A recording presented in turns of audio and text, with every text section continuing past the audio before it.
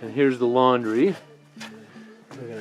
That's gonna be replumbed, all nice and new and tight, tested.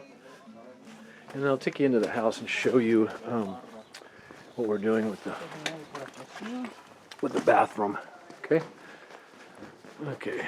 We just had real substandard underfloor plumbing. We had a big blockage, so we had to do repairs. So when we got into it, we just went ahead and replumbed everything. I'm not going to be able to see this without a light.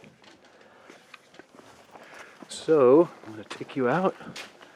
I'm going to grab a light. Yeah, let's go in and just take a look. A fair amount of dirt came out. It's going to go back in the hole. All right. Yeah, see that?